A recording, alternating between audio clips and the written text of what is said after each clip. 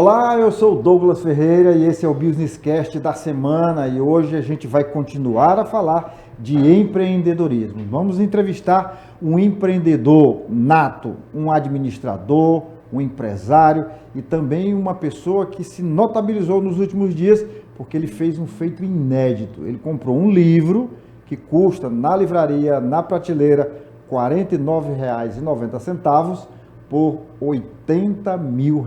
É isso mesmo, ele pagou R$80 mil em um livro. A gente vai saber que livro é esse, por que ele pagou tanto dinheiro nele, se ele venderia esse livro hoje para a gente aqui. Eu estou falando do empresário Liberal Neto. Tudo bom, Liberal?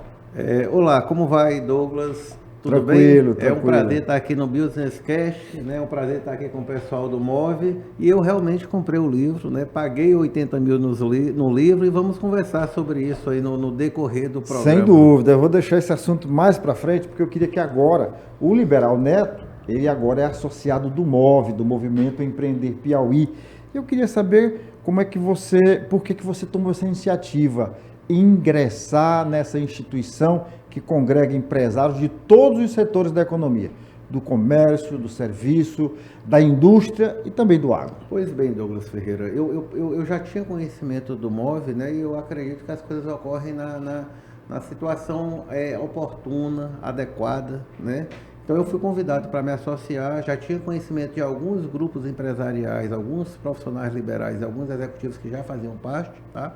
E ao ser convidado e poder ver qual a proposta do MOVE, realmente eu tomei a decisão de me associar. Eu acredito que, assim, a união faz a força, né? É um velho clichê, mas, assim, é algo que é real, que é evidente. A gente precisa, enquanto empresário, dos mais segmentos, dos mais variados segmentos, indústria, né, comércio, serviço, estarmos unidos, para que a gente possa discutirmos aqui todos os temas e para que a gente possa aqui, em conjunto, tomar as melhores decisões para o nosso Estado. Perfeito, perfeito. Agora você é empresário, é empreendedor, mas também é administrador e esteve à frente do Conselho Regional da sua categoria. Perfeito. Como é que foi essa passagem pela presidência do Conselho? Isso, eu sou administrador de empresas com habilitação em marketing, né? Fui conselheiro durante 4 anos do Conselho Regional de Administração do Piauí. 2 anos eu fui vice-presidente e 2 anos eu fui presidente. Então foi uma experiência muito rica, né? Assim, me agregou novos conhecimentos. Eu ser gestor de uma empresa privada é diferente de você ser gestor de uma autarquia federal, sim, né? Sim. Dentro da empresa privada eu faço o que eu quero, desde que eu não infrinja as leis. Dentro de uma gestão pública, principalmente em relação ao Conselho, que é uma autarquia federal, eu faço o que a lei diz que tem que fazer. Então você já não tem tanta autonomia, já não tem tanta flexibilidade. Foi uma experiência boa, né? Acredito que dei minha parcela de contribuição. Eu sou um administrador, um empresário com um espírito empreendedor muito forte. E assim, eu sempre gostei de tratar de temáticas relacionadas à gestão de pessoas. Assim, o meu movimento na vida é para inspirar pessoas, é para motivar pessoas. Então eu acho que deixei assim a minha marca no Conselho Regional de Administração. Entreguei agora em janeiro de 2025, com o sentimento da missão cumprida. Bom, agora vamos falar um pouquinho sobre o empreendedorismo na sua essência, né? O que é empreendedorismo? Pois bem, o que transforma um empresário comum num empreendedor? Pronto, empreendedorismo, na minha opinião, é uma questão hoje de segurança nacional. A gente não tem mais assim empregos disponíveis para todo mundo. A gente não tem vagas nos órgãos públicos disponíveis para todo mundo. Então, assim, não tem concurso que abarque todo esse exército aí de novos ou potenciais profissionais, tá? Então, assim, a gente precisa empreender, tá? As relações também estão mudando, é muito caro o custo de um colaborador numa empresa, INSS, FGTS, sabe? São os impostos. Então, assim, a gente precisa pegar o que a gente tem de melhor e de maneira criativa monetizar isso. O que é que eu quero acreditar? Por exemplo, a gente tem excelentes pessoas que são excelentes servidores, tá? E que têm, assim, uma mente brilhante, mas que essa é a minha opinião, tá? Foram... como que eu posso usar a expressão, se tivessem na iniciativa privada empreendendo, iriam muito mais longe, né? Por exemplo, tornaram limitados ali Exatamente, foram subutilizados. Não sei se esse seria o vocabulário mais adequado, mas olha, eu tomei conhecimento de uma informação que eu não sabia, tá? E assim, vou falar não é Uau. nada que seja assim, sigiloso. Eu acho que quem não sabia era eu, por conta da minha geração, que sou bem mais jovem, mas tomei conhecimento recentemente, e é isso que eu quero dizer. Por exemplo, o seu José Elias Tágera fez a passagem para o mundo espiritual semana passada, ok? Isso. Foi um grande... Saudoso José Sim, foi Elias. um grande empreendedor, uma pessoa Queria de só, vanguarda. Se você me permitir, queria só abrir um espaço aqui para mandar o meu voto de condolências pelo falecimento do Dr. José. Eu tive a experiência de trabalhar com ele por 2 oportunidades. Na última oportunidade eu passei 20 anos trabalhando nas empresas dele e eu reputo assim o Dr. José como uma pessoa fora do Que maravilha, padrão, que maravilha. Fora Pois, do padrão. então, que... Meu sentimento ao Cláudio, meu sentimento também à Wanda, meu sentimento ao José Júnior, a toda a família, né? A toda a família. Eu não tive a oportunidade de ir lá abraçá-los pessoalmente, mas deixo aqui o meu abraço de muita tristeza com essa passagem do Dr. José, como você falou, para um plano espiritual. Perfeito. Que bom, então, que eu, assim, intuitivamente tive a oportunidade de trazer esse assunto para que você pudesse prestar essa homenagem. Eu não sabia que você tinha trabalhado com ele 20 anos. Obrigado, trabalhei. Quando tomei conhecimento, mandei uma mensagem para o Cláudio, tá? Representando a família, disse que sentia muito. Mandei uma mensagem para o Fábio Nery também, que são as pessoas que eu tenho mais acesso, tá? Então, era um empreendedor, um empresário visionário e que eu já o admirava, né? Quem que não lembra da mania do menor preço e de várias, né, ações à frente da associação do comércio, o primeiro edifício, o Palácio do Comércio, são muitas coisas, da né? associação por Construtora, décadas. JET, então assim, mas o que é que eu queria dizer? Onde é que eu quero chegar? Eu tomei conhecimento recentemente, naturalmente você deve saber disso, e até falar melhor do que eu sobre isso, que ele era o empresário, o empreendedor, o visionário, e que o irmão Jesus era da Receita. E ele convidou o irmão para empreender. Foi. Então, assim, é isso que eu quero dizer no meu discurso. Quantas mentes brilhantes. Imagina se o seu José não tivesse convidado o seu Jesus. Ele estaria lá na Receita fazendo um excelente trabalho. Mas olha um monte de geração de emprego, de renda, recolhimento de impostos. Olha o quanto esse homem colaborou para o nosso Estado na iniciativa privada. Então, assim, você que é jovem, larga desse negócio de querer estudar para concurso. Sabe? Vamos empreender, vamos assim construir todos nós um Piauí melhor, um estado mais forte. Sim. E uma informação que talvez você não conheça, mas pode até acrescentar nas suas palestras, quando eu dei o exemplo do Dr. José. Dr. José, ele não começou grande, né? Ele se tornou grande, né? Mas o Dr. José começou a empreender muito jovem, ainda na menor idade, com uma fábrica de soldadinho de chumbo, você sabia? Não sabia, estou surpreso, inclusive. Soldadinho de chumbo. Ele conseguia juntar, comprar chumbas aí pela cidade, e ele derretia, conseguiu de alguma forma que eu desconheço, a forma, derretia o chumbo e fazia o soldadinho de chumbo. Você saberia me dizer exatamente a idade com que ele fez isso? Eu vi ele contando, eu o ouvi contando essa história, salvo engano, eram em torno de uns 13 para 14 anos. Olha que curioso, né? Você imagina uma criança conseguir transformar a brincadeira, né? Algo lúdico que faz parte da nossa vida na infância em um negócio. Você compreender que você pode continuar brincando, inclusive pode brincar de fabricar as coisas, brincar de comercializar e ainda monetizar isso, não é? É esse espírito, sabe, Douglas Ferreira, que eu acho que a gente não pode perder, sabe? De levar a vida com essa sensação de brincadeira.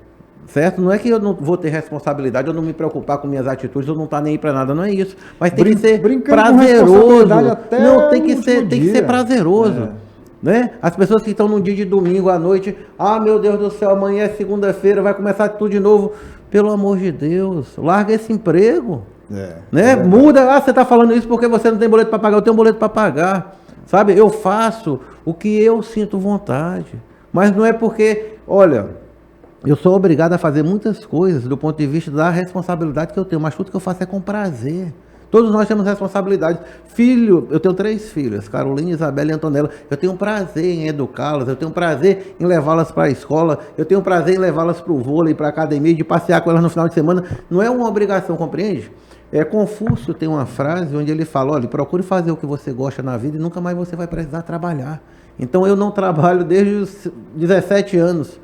Né? Eu gosto do que eu faço. Tem que sentir, eu até usar uma expressão aqui que não é muito convencional se usar aqui nesse espaço, mas você tem que ter tesão naquilo a palavra que você é essa, faz. né? Tem que ter tesão. Você tem que ter tesão naquilo que você desenvolve, porque é isso que motiva você a querer fazer e querer fazer cada vez melhor. Sim. Né? Bom, a gente está falando de empreendedorismo, você está falando que as pessoas devem empreender. Eu acho que a alternativa é essa, né? Sim. Hoje só temos uma alternativa, é buscar a solução dos problemas e o nosso crescimento individual ou coletivo através do empreendedorismo. Sim. Agora, tem uma norma que a gente precisa falar nela agora, porque é a questão da saúde mental. E tem uma norma que é a NR1, a norma reguladora do Ministério do Trabalho, que trouxe aí uma preocupação. Por um lado, é bom para o empregado, é bom para o colaborador, é bom para o trabalhador, que é a questão de se ter uma atenção melhor ao problema de saúde dele. Mas, por outro lado, o governo cria mais um encargo para as empresas. Então, eu queria que você falasse nisso, nesse dilema, né? Perfeito, Douglas. Eu acho muito oportuno a sua colocação, é algo bem recente, é algo ainda que a gente não sabe de que maneira pragmática lidar com isso, certo? A intenção é positiva, sempre existe uma intenção positiva por trás, mas a gente não sabe nem como mensurar isso, tá? Mas eu acho que isso tem a ver com a nossa conversa anterior, tá? Uma vez que eu trabalho em algo que me dá prazer, tá? A probabilidade, estatisticamente falando, a possibilidade de eu ter um problema de saúde mental é menor. Então, o que acontece hoje? As empresas estão adoecendo as pessoas. E as pessoas estão adoecendo nas empresas, tá? Eu, enquanto empresário, vamos falar de empresário, tá? Os empresários estão confundindo a vida deles com o balanço da empresa. Tá? Eles estão lá naquela rotina trabalhando, a empresa está indo bem, está no azul, está lucrando, e ele acha que a vida dele está bem.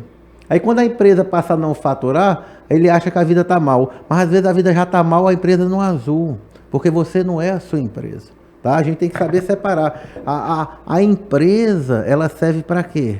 Para a gente ter lucro? Sim, ok. Para monetizar minhas atividades e eu poder dar uma vida digna à minha família, poder ter um certo privilégio na vida? Ok. A empresa serve para recolher imposto, serve para empregar pessoas, serve para gerar renda? Ok, para desenvolver a economia, ok, mas as pessoas estão adoecendo, tá? Olha, hoje tem pais que não têm relação com os filhos porque estão trabalhando. E qualquer pessoa que chega para mim, desculpa te interromper, mas para eu não perder aqui, sabe? Porque isso é sério. Qualquer pessoa que chega para mim e diz que trabalha 12 horas por dia, 15 horas por dia, e que isso é algo rotineiro, dá vontade de apertar. Amigo, qual o problema que você tem em casa? Que tu não quer voltar para casa? Então, assim, a gente tem que ter equilíbrio nas coisas, tá? Não adianta eu conquistar um império, eu construir um império e chegar ao final da vida não ter uma boa relação com meus filhos, com meus netos. E eu estou trazendo aqui temas que são polêmicos, não quero aqui convencer ninguém de nada, eu estou falando das escolhas que eu fiz para a minha vida e que eu já vivo, tá? Então, nem a empresa é para adoecer o empresário e nem a empresa é para adoecer o colaborador. Temos também muitos gestores insensíveis, é meta em cima de meta, deu dia 30 esquece tudo que foi feito e dia 1º começa tudo de novo e não cuida da saúde do colaborador, nem ele cuida nem a empresa cuida.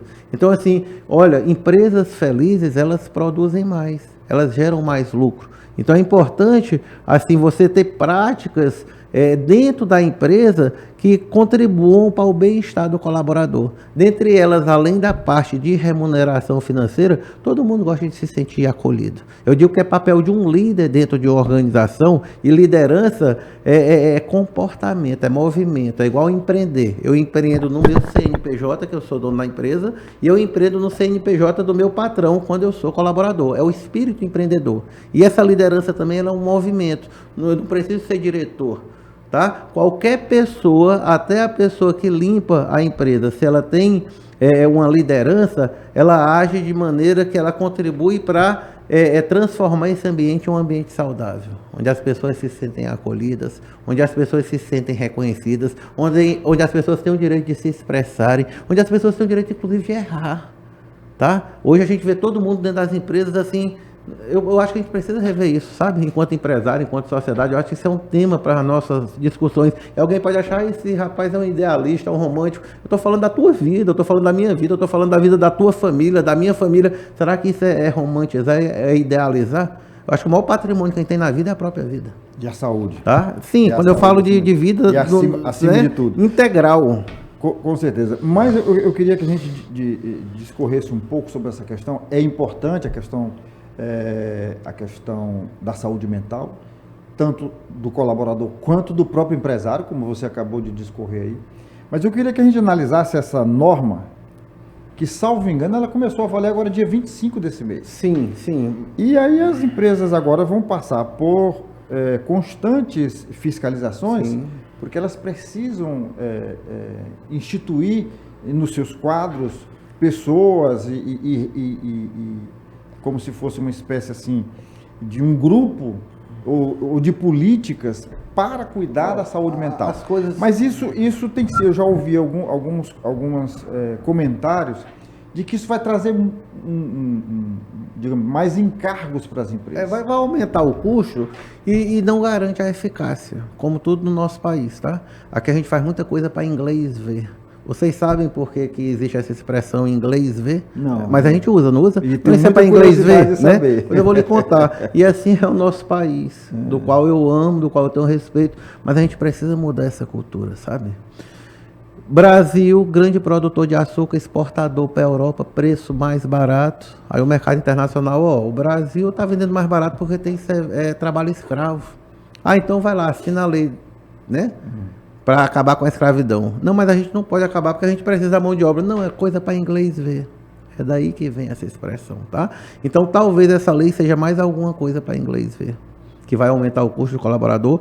E assim, se o colaborador entendesse que ele tem que ser o responsável pela saúde mental dele, pela gestão da saúde mental dele, não a empresa.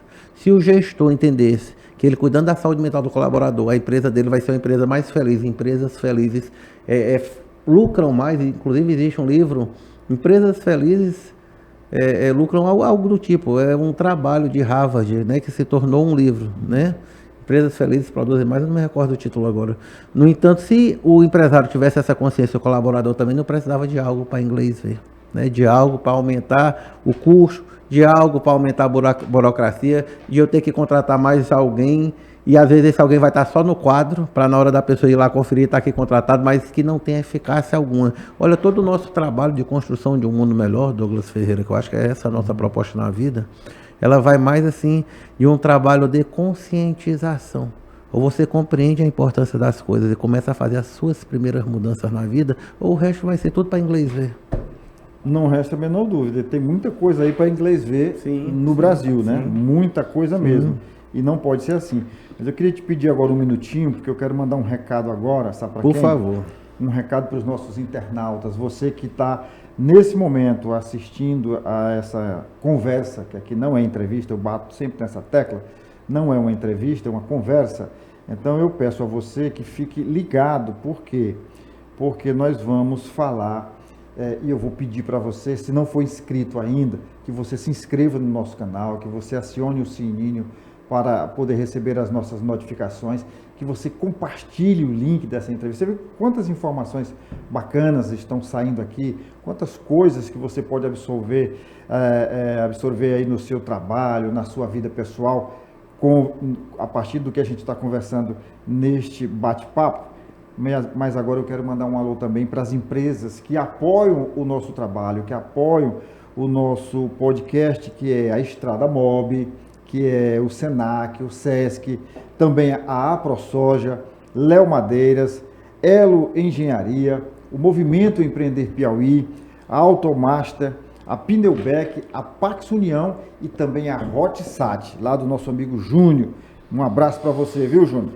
Bom, eu queria que agora a gente entrasse num outro tópico da nossa palestra, aqui da nossa conversa, da palestra é sua, da nossa conversa, que a gente falasse um pouco agora sobre esse episódio que movimentou o Teresina. Não se fala noutra coisa, nas redes sociais, na mídia. Eu dei ali um Google para saber, está em todos os portais. E o que levou você a pagar R$80 mil num livro? Aliás, vamos falar do livro também, né? Sim, que é o livro sim. do Tiago Nigro, né? O Homem que Comprou o Tempo. Que Comprou o Tempo, é o nome do livro. Isso. Esse livro vale ouro mesmo. Vale ouro. Na verdade, assim, o livro ele vale muito pelo conteúdo, tá? Eu estou lendo o livro, estou adorando o livro, eu sou uma pessoa que leio bastante, então assim, o livro está muito bem escrito, tá? E o conteúdo do livro é isso, é sobre empreender, é sobre transformar pequenos projetos em grandes empresas, é sobre se relacionar com a família também, concomitantemente com essa construção desses grandes negócios, é sobre semeadura, sabe? O empreendedor ele tem esse espírito de enxergar no fruto a semente. Tudo isso é que trata o livro, né? Só que assim, o valor em comum que eu paguei pelo livro, eu não paguei pelo livro, né? Eu paguei pela experiência, né? Quem estava lá viu tudo aquilo assim acontecer de maneira natural. De repente ele pede um livro na plateia e um garoto que é fã dele, que comprou o livro na Amazon por 40 e poucos reais, vende por 50 mais a taxa de frete, mas ele queria na verdade esse livro do ídolo dele assinado e autografado, mas porque o próprio ídolo estava pedindo, ele fez essa gentileza e acabou gerando essa experiência em todo mundo.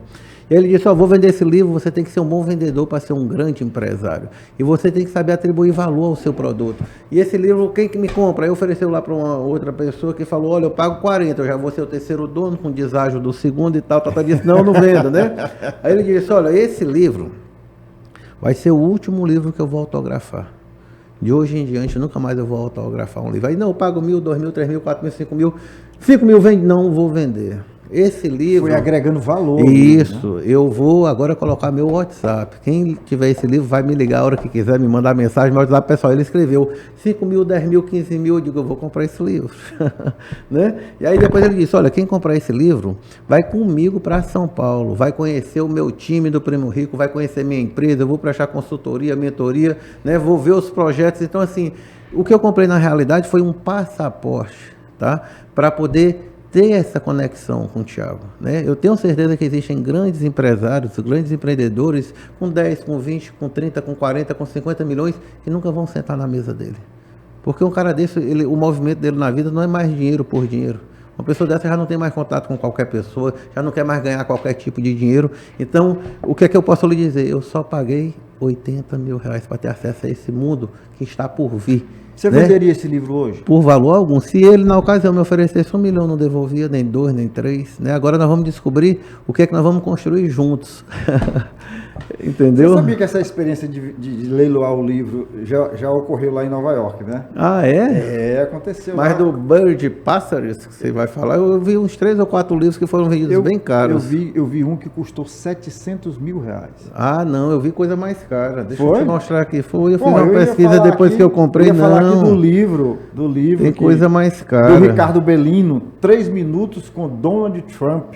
Ó, os livros mais caros do mundo, tá? Que eu fui ver se eu era né? Mas aí eu vi que não, meu livro ainda não dá pra entrar. Ó, tem um The Gospels of the Henry de Lion, né? Vendido por 14,6 milhões de dólares em 83, Uau, né?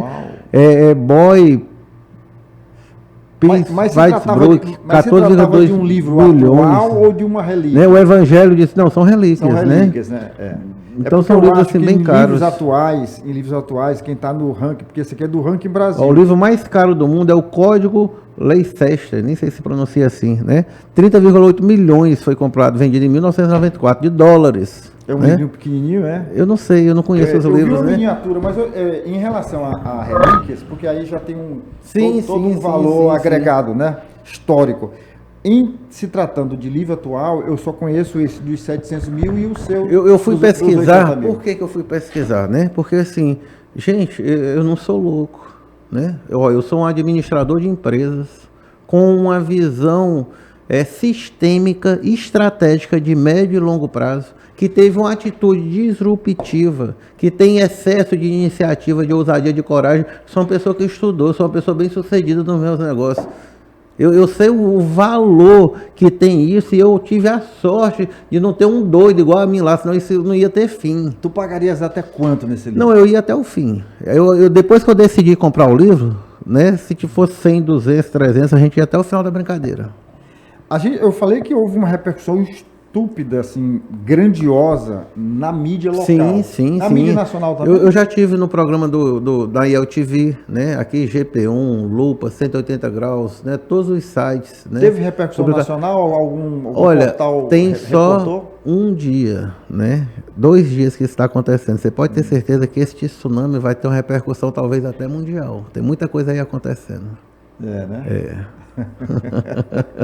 Cenas dos próximos capítulos, tá? Você que quer acompanhar, por favor, @adm.liberalneto. Todo dia eu leio um capítulo do livro e estou colocando aqui. Olha né? aí. Um spoilerzinho. Adquira um livro, vale a pena. Você já está em que capítulo do livro? Eu li 4 capítulos. 4 capítulos. Isso. Passa aí, dá aí o spoiler pra gente. É exatamente o que eu falei, né? Fala de um bilionário excêntrico, né? Que construiu um império, que quer passar para a filha dele esse conhecimento, esse valor, né? Mas ao mesmo tempo reconhece que para construir isso tornou deficitária a relação e a interação com a própria filha, com a própria família, né? Essa experiência. Então, essa experiência, né? E o que eu fiz, assim, foi uma atitude de um empreendedor. Olha, eu recebi todo tipo de reações, né? Minha esposa estava respondendo na internet, minha filha, me defendendo, e digo, opa, para bem aí, né? Eu sou adulto, eu sei me defender, eu estou exposto, eu me permiti fazer esse movimento e nenhuma de vocês tem minha procuração.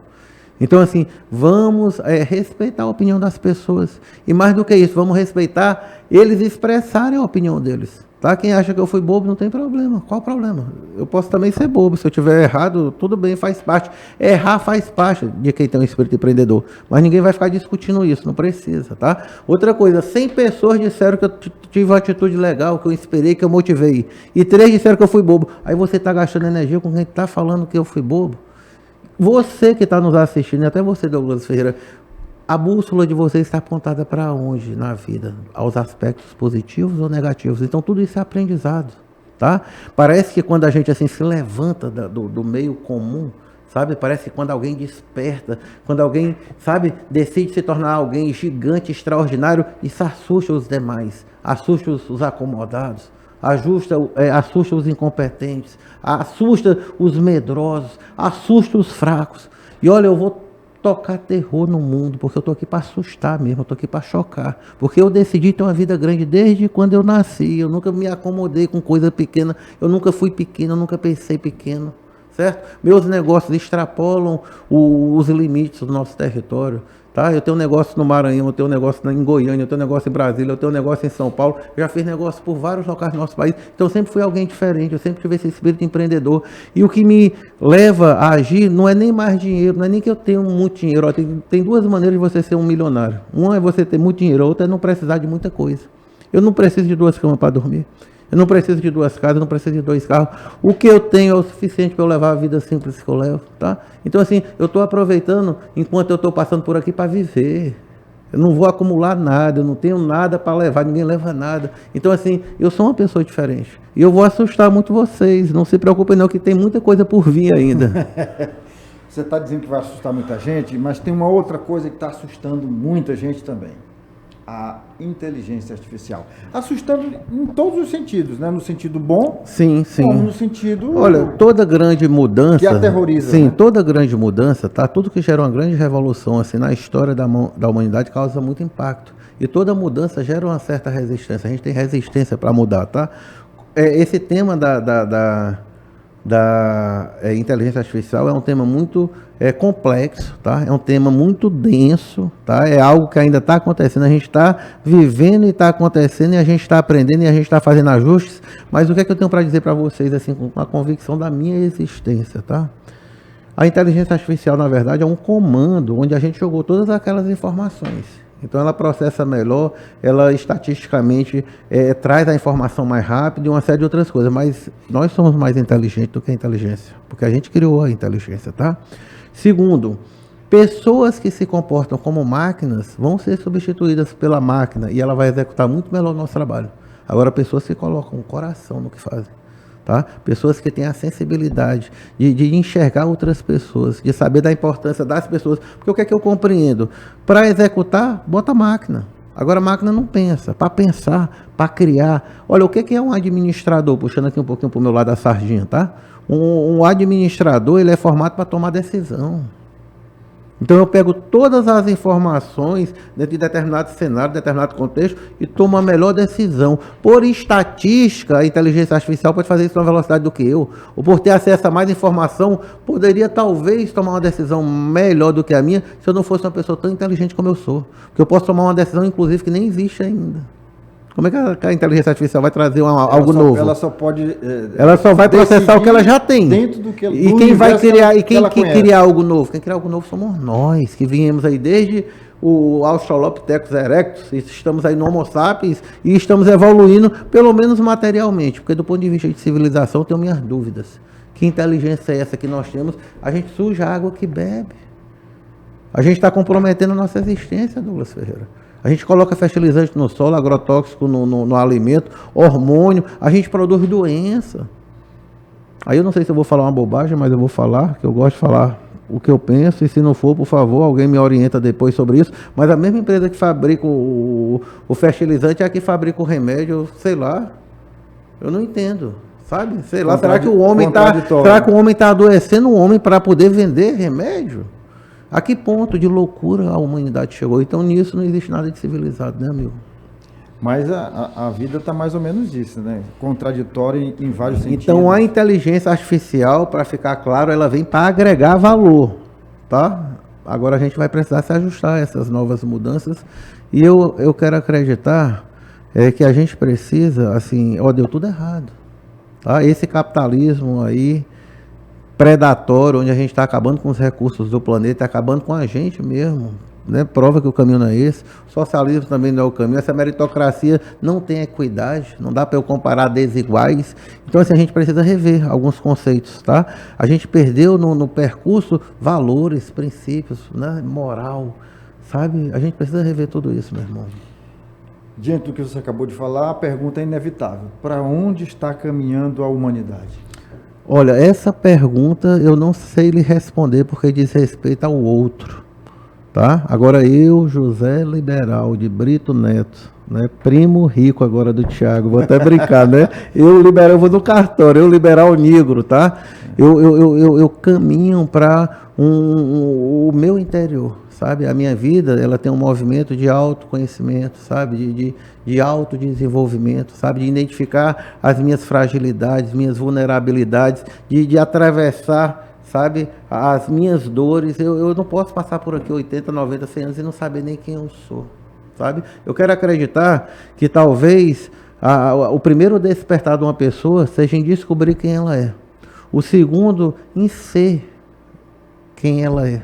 Porque a gente está vivendo no automático. Está todo mundo querendo ser o que outra pessoa propôs para você. Tá? Então eu, José Liberal de Brito Neto, eu estou caminhando para dentro. Estou caminhando para me descobrir. Eu acredito que com esse meu movimento, você é uma pessoa que vai viver em paz. Você é uma pessoa que vai trazer valor para o mundo, que vai trazer valor para as relações. E eu acredito que esse é o melhor caminho. Liberal, e nesse caminho da autodescoberta, como é que Deus entra na tua vida? Interessante, assim, as minhas entrevistas não tá no script isso, e acaba falando sobre isso porque eu sou isso, tá? Você me perguntar, Liberal, qual o seu Deus? O Deus do filósofo Spinoza. Eu convido você a entrar no YouTube e botar o Deus de Spinoza. E foi a pergunta que fizeram para Einstein, qual o seu Deus? Ele disse Spinoza, do filósofo. Então aqui no Ocidente a gente é educado para rezar para um Deus que está no céu. No Oriente, eles são educados para rezar para um Deus que está no interior deles, tá? Eu me auto-intitulo um estudioso em religiões, cristianismo, católico, apostólico romano, ortodoxo, reforma, né, de Lutero, protestante, shintoísmo, taoísmo, budismo. Sou da igreja messiânica, apesar de me considerar uma pessoa ecumênica, né, estudei o espiritismo, então assim, eu gosto de estudar o assunto. Eu sou uma pessoa que acredita e vive assim, Deus está dentro de mim, Deus habita o meu interior, Deus habita o seu interior, tá? Essa fonte de energia geradora de toda a vida é o que eu chamo de Deus. Então Deus está presente em tudo e em todos. Isso está muito presente no shintoísmo, né? Também. Deus também. Que me habita. Habita o Deus que está em você, né? É isso, eu sou uma pessoa, não vou dizer que eu sou religiosa, porque essa expressão ficou até um pouco pejorativa, né? Mas eu sou uma pessoa que cuida da espiritualidade. Inclusive esse termo espiritualidade, ele consta lá na ONU, tem um conceito de espiritualidade. É uma pessoa, né, dotada de valores universais, cooperação, paz, liberdade, amor, perfeito, é isso. Então eu acho que a humanidade precisa caminhar para esse amor, sabe? Para esse amor universal. A gente não tem noção do que é o amor. Não, nosso amor é cheio de condicionamento, cheio de chantagem, cheio de expectativa, sabe? Então, assim, o ser humano precisa realmente se autoconhecer e despertar para esse amor que Jesus ensinou para a gente, né? As pessoas falam que são cristãos e vão para a igreja, eu vejo uns brigando com os outros. Eu não acho que Jesus ensinou isso, né? Não foi essa a mensagem. Tem tanta coisa bonita que eu acho de Jesus, que eu acho que a gente poderia aproveitar que a entrevista tomou esse caminho, né? E talvez seja esse o caminho que a humanidade tem que tomar, né?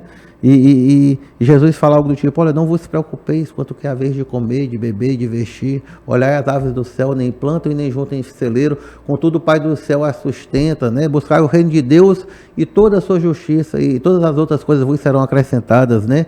Quando foram lá tirar pedra na prostituta, e perguntaram para ele: atira a primeira, quem nunca errou, né? Se lhe der um tapa numa face, dê a outra face, perdoe 7 vezes 70. Então, assim, talvez esse seja o caminho que a humanidade deva tomar. Talvez essa seja a resposta, que não é minha, né? Mas é de Jesus, para a humanidade talvez tomar esse caminho, irmão. Tá respondido, foi respondido, tá bom? Com toda certeza. Mas você falou de amor, e eu quero que você fale agora de família. Família, o que é a família? Né? O que é a família? Tem a música do Titãs. Eu sou um psicanalista em formação também, tá? Então, assim, eu sou uma pessoa que estuda muito sobre filosofia, sociologia, psicologia, né? Sou um psicanalista em formação, e assim, na formação em psicanálise a gente estuda pela vida inteira. Então, assim, a gente vai ser um psicanalista em formação a vida inteira, tá? Então, assim, a família são vínculos e laços, assim, importantes. Mas assim, como tudo na vida, inclusive na empresa, a gente tem que saber gerenciar as nossas relações. Eu quis falar para você, sem entrar em detalhes em questões, mas assim, quando eu falo que o nosso amor é cheio de condicionamentos, de chantagens, de manipulações, eu estou falando mais ainda isso dentro da família. Então você tem que ter a maturidade para saber enxergar essas questões e saber se relacionar com elas de maneira saudável e impondo limites. Tá? Cada indivíduo é responsável pelas suas escolhas. Tá? Eu sou constelador familiar há talvez 15 anos. Eu sou da primeira turma de constelador do Piauí. Tá? Eu costumo falar assim, até um pouco para chocar: se a gente escapar da mamãe e do papai, a gente já dá certo na vida. Que é um amor tão cheio de condicionamento, de manipulação, de expectativa, né? Ah, eu fiz isso por você, eu disse: quer de volta. Né? Quer dizer que para você me amar eu tenho que ser o número 1 da classe? Para você me amar eu tenho que ser um empresário bem sucedido? Então, assim, eu tenho uma filha, Antonella, que tem 1 ano e 7 meses, e ela tem T21. Eu tive a Antonella agora, e eu não sabia que ela tinha T21. E quando eu descobri que ela tinha T21, eu assim a abracei, né? Fiquei um pouco chocado, porque a gente não esperava, não saiu em exame nenhum, mas disse: filha, você é bem-vinda. E em um dia minha chave virou, sabe? Eu percebi como a gente é egoísta, como o nosso amor é cheio de condicionamentos. Eu não tenho expectativa alguma em cima da Antonella. Então a Antonella veio para me ensinar a ter um amor mais próximo, talvez, do amor ideal. Um amor sem expectativa, sem manipulação, sem condicionamento, sem chantagens. Olha como Deus é bom, né? Eu ia lhe perguntar sobre filhos, mas você já... Sim, e aí eu tenho uma Caroline com 19, né? Tenho uma Bela com 13, né? Eu sou um pai de meninas, né? Sou muito feliz, assim, sabe? Ser pai de meninas acaba que, assim, todos nós temos um lado masculino e feminino, né? Então, digamos que o meu lado feminino é um pouco mais aflorado, digamos, potencializou mais, minha sensibilidade aumentou mais por lidar com tanta mulher dentro de casa, a esposa, 3 filhos. Você é né? Um homem de 4 mulheres. Né? Um homem de 4 não, tem sogra, tem mãe, tem colaboradoras, né? Eu sempre tive muita afinidade com mulher, eu tenho muitas amigas mulheres, né? E vocês mulheres estão de parabéns, né? Inclusive queria falar da Karina Paiva, né? A responsável pela 2ª edição desse evento grandiosíssimo, que é a Nova Era. Eu passei 30 anos viajando para fora do Piauí, para fora do país, buscando me autoconhecer, buscando. Eu fui 6 vezes para o Japão, já fui para a África, né? Estava na China na semana passada. Então, todas essas viagens é em busca de conhecimento. E aí a gente tem um evento como esse aqui em Teresina, quinta, sexta e sábado. Aí a estrutura física, a tecnologia, os palestrantes assim brilhantes, não deixam. Eu nunca fui para um evento desse na minha vida, sabe? E assim eu fiquei encantado. E Karina Paiva, eu assim. Respeito você, eu admiro você, eu reverencio você, parabéns assim, por tantas vidas transformadas. E eu não estou fazendo propaganda para ela não, que ela não precisa. Não, essa mulher é maior do que o liberal e é muito. Eu espero um dia, por favor, receber você aqui também, tá, Douglas Ferreira? Faça depois o convite para ela. Vamos e conheça essa extraordinária empreendedora Karina Paiva, da A Nova Era, tá bom, querido? Tá bom. Nós estamos chegando ao final. Se tiver faltando mais alguma coisa para ser colocada aqui, fique à vontade. Eu estou satisfeito da minha parte, sabe? Eu acho que a gente teve assim, uma entrevista maravilhosa. A gente conseguiu aí discorrer sobre os mais variados temas e falar sobre o principal deles, que é Deus, que é a vida da gente, que é a família da gente. Eu estou satisfeito. Obrigado pela oportunidade, tá bom? Glória, eu gosto de ouvir as pessoas falando sobre família, gosto de falar da minha família. A propósito, eu tenho que correr, que eu tenho que pegar um menino de 6 anos que está no colégio aqui embaixo. Isso é que é viver de verdade, rapaz. Sabe? A gente poder ser espontâneo, a gente poder no meio da entrevista dizer, olha, vamos acabar aquilo, Beroca, eu tenho que pegar meu filho, sem se preocupar com corte, com edição, com isso, com aquilo. Acho que a gente precisa mostrar mais as nossas falhas, mostrar mais as nossas vulnerabilidades. A gente se torna forte quando a gente se percebe fraco. Tem que ter força para atravessar as fragilidades mesmo. E como a gente falou aqui no Dr. José Elias Táslia, eu quero encerrar minha conversa com você citando uma frase dele. Uma frase que eu ouvi essa frase há muitos anos, mais de 20 anos, e ela me marcou. É tanto que eu fiz não fui ao velório, ao enterro, nem nada, mas eu fiz uma homenagem no portal, no Gazeta Hora 1, ao Dr. José, mandei inclusive para o Cláudio. E eu começo a minha homenagem com essa frase dele. Acredite na força da delicadeza. Essa frase é muito forte. Tive a oportunidade de ler essa frase lá na JET, escrita lá numa parede. Tem na TV também, num quadro. Perfeito, que maravilha, que maravilha. Eu nunca esqueci essa frase. Não tem maneira melhor de encerrar esse programa hoje não, tá? Repito, para você que está nos ouvindo, acredite no poder da gentileza. Da força da gentileza. Que maravilha. Obrigado mais uma vez a você que nos assiste, a você que nos acompanha. Até a próxima semana. Um abraço.